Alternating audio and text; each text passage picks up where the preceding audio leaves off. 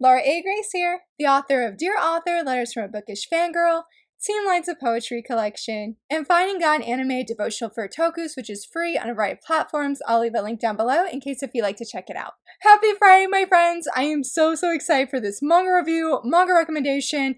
You guys actually, on Instagram, when I was like, should I read this manga? And I got an overwhelming amount of yes. It was people were like, it's my first manga that I've ever read. It's what got me into manga. It's such a moving story. They're like, you just need to read it. I guess it's almost considered a classic. Probably not a shoujo classic, but just a manga classic. And I did it. I finally read it because of you guys. So that manga that you guys convinced me to read and definitely check out, despite the heartbreaking things I had heard about it was Orange. And that is the collection Volume 1, Collection Volume 2, and also Orange Future, which I read digitally. Sorry for the glare. This series was pretty amazing. It was pretty amazing. So the thing is I started this series last year, late last year, but there was some really triggering life events that happened and I just could not handle this manga. And I want to say because of that, I super apologize to Kiki at Book Vibes, especially if you're watching this video, because we were going to buddy read it and I completely failed. Like I normally do, unfortunately, on my buddy read with her. And I'm so sorry, Kiki. I'm so sorry.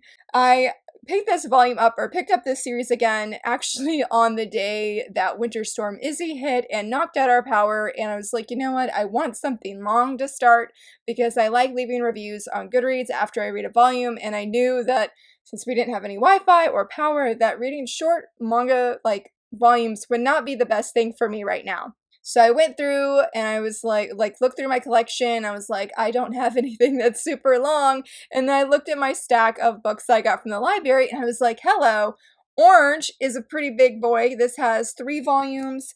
I believe this has 3 volumes as well, or 2 volumes, and then it includes a single shot manga from the mangaka. And then Orange Future is just a very short, it's just 1 volume. And I feel like it's shorter even your typical volume, we'll just say a typical Viz Media size manga, but that one was very good. But in case if you're not familiar with Orange, like I said, Orange I guess is considered to be a classic in the manga community.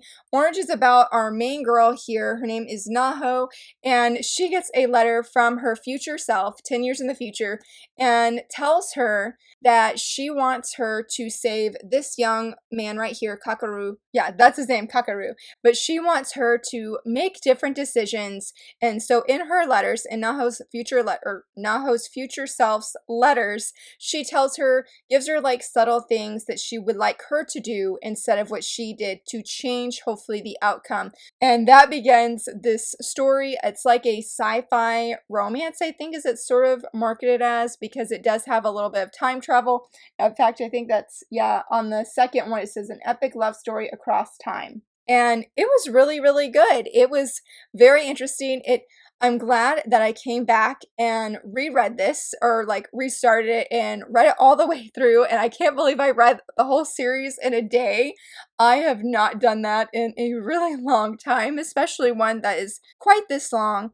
But once I started reading, I was completely engaged in this story. I found Naho to be a very relatable character because I feel if I was in her shoes, that yes, probably if I received a letter from my future self telling me to do that, basically, I was trying to think of how to explain it without giving spoilers. But if I had a letter, from my future self telling me, hey, you should do this instead, that I at first would be like, what is this? What is this? Is this some kind of prank? What is going on? And even Naho in the beginning, that's exactly what she's feeling. She's like, I'm not sure that this is real. But then the letter proves that it's real based on events that happen. And so Naho begins to really depend on these letters to change things because she believes okay, this is true. My future self somehow wrote me a letter and I want to help get rid of those regrets that my future self had. And talking about that, the time travel aspect was super fascinating. I've never heard that kind of talk about time travel. So I thought it really interesting. I don't know if I should share about it because I feel like it might be spoilers, but it was handled really, really well. I still don't know how I feel. I feel like I'm a little bit more like this guy. His name is Hijita. I feel like I have a little bit of his view, and which makes me laugh because he was an interesting character. But anyway, going back to Naho, so I felt that it was very relatable and that she totally depended on these letters to like dictate her choices and her decisions. Like, I honestly feel that I would do the same thing because I found that just to be very realistic. And maybe some people are like, that's totally not realistic. But when you're so desperate for things to change and you get attached to a person, and this letter is saying that if you do these quote unquote steps, that things will change for them, I feel like I'm going to want to do everything I can to follow that letter to the T so that I don't mess up and that things will go great. Now, obviously, some things happen later on in the manga, and that was a really great part, I feel, as well, because Naho, you see her grow through the series. You see her just become stronger and more independent and start making decisions on her own personal thoughts and her own personal beliefs in that moment. I thought that was very, very good and just really spoke to me that sometimes, like, even if, like, say that I don't have a letter from my future self, but if, again, if I was in Naho's shoes, that I felt like it comes down to where you have to sometimes just to make a decision in that present moment. And that is what spoke to me because the future is so far out and you're in that moment and things can seem hard, especially for Naho when she sees this letter and it's telling her, I want you to make this kind of decision instead. And like Naho's like, I really don't feel like this was the right thing. And there was a great example of that actually happened with Naho and somebody else. It was very, very good. And hopefully that made sense because I was trying to keep that like spoiler free there, and I'm gonna try and keep this whole review spoiler free, even though there are some things I would love to talk about that would definitely be spoilers, but we're not gonna go into those. So let's talk about Suwa. Suwa is basically Naho's best friend. I'm pretty sure that they grew up together, and I am hardcore team Suwa. He was my favorite character. I absolutely loved his energetic and cheerful self. He's so amazing and he's very thoughtful, and I just really, really liked him, and I admire his quote unquote sacrifice, so to speak. Somebody calls him a martyr, and I just don't know how Suwa did it. I really don't. There's information that comes out later that talks about why he made the decisions that he did. But even with that information and knowing his why, I'm just like, I don't know if I could do it. I really don't know if I could do it whatsoever. And I just admired him so much. And one really cool thing is that in Orange Future, let me dim it down now. I brightened it. Now it's too bright. Is that better? Yeah, that's better. In Orange Future, you have the ending, yes, but you also get a few, I think it's like 2 bonus chapters that are from Suwa's perspective. And it was so hard. I didn't cry in the first, 6 volumes? No, this is the 6th one. In the first 5 volumes, I did not cry. But in this one, I did. In this one, I did because you just see more behind who Suwa is, and he's just an amazing character. And it was really hard to see him be hard on himself in this volume. Not necessarily the ending, because let's talk about that really fast and I'll go back to the characters. So I almost did not read Orange Future. I don't know why I did not get Orange Future from my library. I think because I saw a lot of mixed reviews. Like, there were a lot of people saying, don't get it, it's horrible, the storytelling's not as good. And then other people were like, you must read this, especially if you like Suwa. The ending is better. And I was like, oh my goodness. But I was like, I don't want to do a video review, and then I only read the first 2 collections or the omnibuses. And then somebody be like, Laura, you didn't technically finish the series. You should have read Orange Future. So I went ahead and bought it digitally, and I honestly feel that, yes, someone who reads Orange or is picking up Orange, you need all of the volumes, the 2 omnibuses and Orange Future, because the first chapter the manga talks about was the original ending for Orange, and I felt that it was the perfect way to just close this series. Like, it was a great conclusion. That was the chapter that made me cry. It was very moving, and I just loved how things were not wrapped up in a perfect little bow. And that sounds so incredibly weird to say because I'm one of those people who likes a perfect pretty little bow at the end. And while it did, yes, have a happy ending, I feel like this series really has a lot of the like love and loss, heartbreak and joy, happiness and sadness. Like they go hand in hand. There's a lot of feels and mixed feelings throughout this series. And I feel like the final volume, the actual final volume, talking about Orange Future, really concluded that and wrapped all of that up. It was so good. I liked the bonus story side character perspective as well, even though that was really heartbreaking to read. So now that I've gushed about Suwa and how much I liked him in the final volume, which I, like I said, definitely strongly recommend picking up, let's talk about our sort of like main dude, Kakaroo. This story ultimately revolves around him and all of these friends and just what they do. Kakaroo was a really interesting character, and his story at times was really heartbreaking because you can see this young man's pain. You can see his grief and you can see how he's burying stuff. And from Naho, who's the point of view that we see the whole story usually through, was just yeah, it was just heartbreaking because you can see her heart for him, not just because she really likes him, but just because she's like, he is hurting and I want to help lift that burden. And when Kakaroo sort of puts on these smiles and you don't always know if they're happy smiles, it was hard. Though he is a fun character, I really liked his interactions with everybody. I like how he becomes really part of these friends group and just becomes one of them. Like they are just a big group of friends and they all just have each other's back. They love each other, they care for each other, they support one another, and it was really great. It was one of my favorite parts of the manga, to be honest, is just seeing their shenanigans and the way they just would not let go of one another. And what was cool is it does do the time travel where you do see their future selves. And well, it was like more happier, I think, in high school. It was harder to see where they were in 10 years. And I did at times feel really sad sometimes reading their parts because it's just like, man, when you see how things are sort of in the present or the past compared to the future, it was a hard reality to see. But I loved seeing them all together, whether that was in the past/present or if that was in the future. And last but not least, these three characters right here, I love them as well. They were just so much fun, and I love how we learn just little things about them and see their personalities come out in different ways. It was really great, and again, they're just a really great group of friends.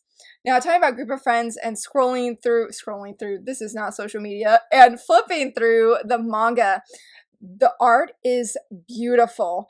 Wow. Like, what's the manga's name? Ichigo Takano? Her artwork is just absolutely incredible. I do have one of her other manga. I moved it. Oh, here it is. Become You. This one here. Oh my goodness. I absolutely love this. I cannot wait for volume 2 so I can do a review. It is so good. But just the art of this one in orange, and I think she did Dreaming Sun as well. It's just so beautiful. It is just so beautiful. I love the way that she can highlight certain emotions and just really bring the happiness and the love that Nano and Kakaroo have for one another. It was so beautiful. Like they have a very, I was about to say moving. It is a moving romance, but they have a very sweet romance and it was just so cute. More often than not, they are just so adorable, and I thought it interesting that they have a little bit of miscommunication at times, but not where it's like from drama that other people had said or it stirs up this drama. I guess I felt it was more of a natural thing given because of the characters and their personalities. And it was just like, oh my goodness. It was a time I was thankful for everybody else coming on this scene and be like, guys, come on, we're gonna give you this push. And this is like, maybe not this is why. In their minds are like, this is why, but Naho and Kakaroo didn't always know. Now, one thing that was great about Kakaroo's character is that he knew that another character really liked Naho, and I loved how he was respectful of that character, and even point blank ask him, is it okay for me to like Naho, for me to want to be with her? I love that. That was like major brownie points for Kakaroo, hands down. Now let's talk about volume 2. I can't say a lot because there are spoilers, though I forgot just now, I realized I did not read the bonus manga that's included, and you get a lot, and I was pretty excited because it looks super cute. The story sounds super adorable, so I need to go back and read that because I was not in a place that I was ready to go over to something that was more upbeat and happy, even though the ending of this collection, the second volume, was good. It was, interestingly enough, I feel like this collection, like this volume, was pretty intense because you find out a pretty big thing at the end of the first volume, and it changes things, literally and figuratively. And I didn't know I could be on the edge of my seat even as far as we were in.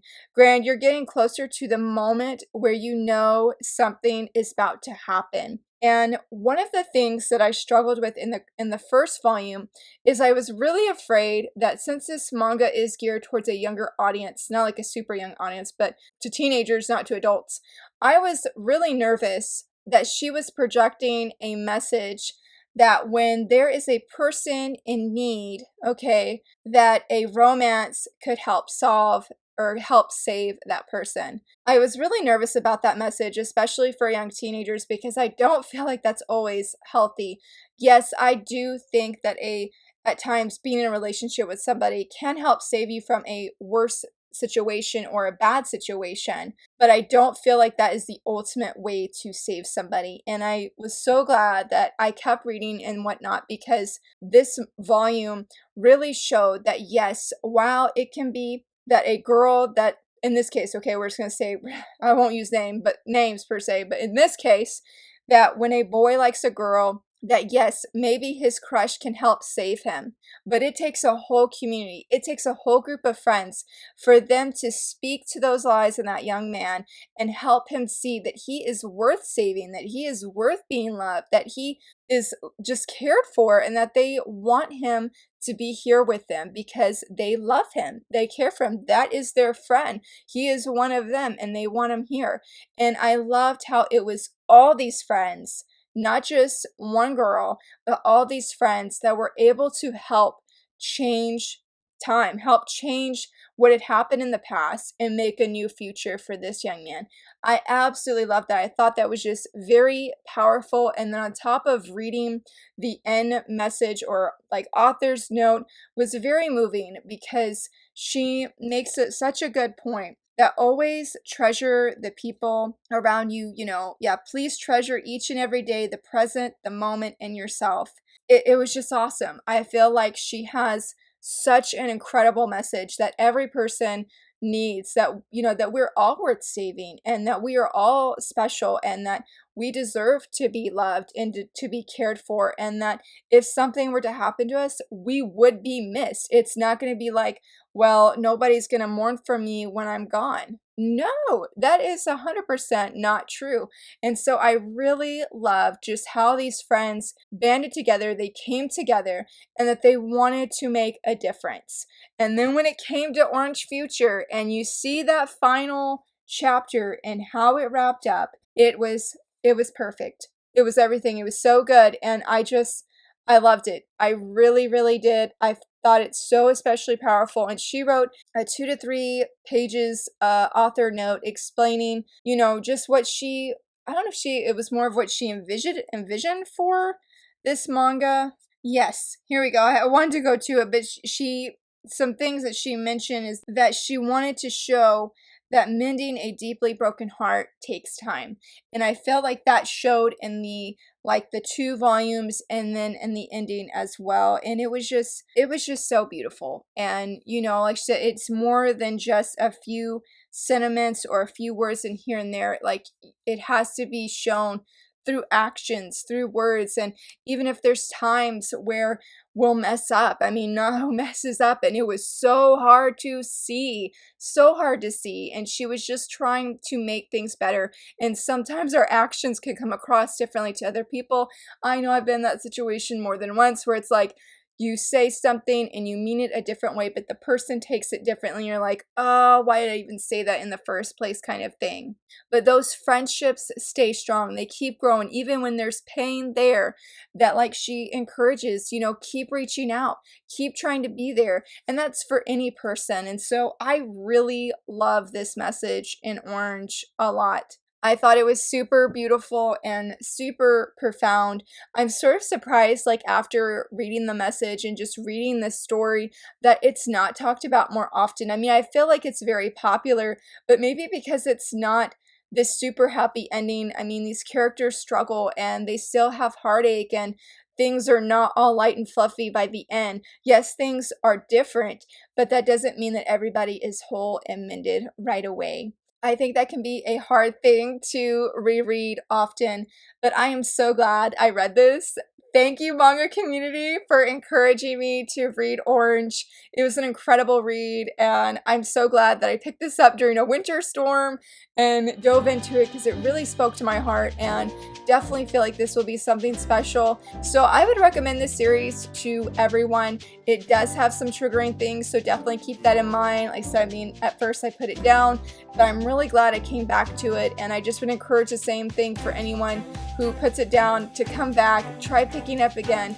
It can be very heartbreaking, but can also be very encouraging, and the message is one that is so inspiring and speaks to, I think, any and every single reader of this story.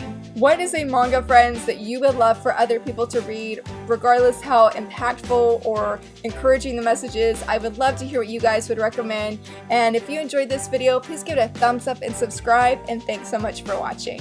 Bye!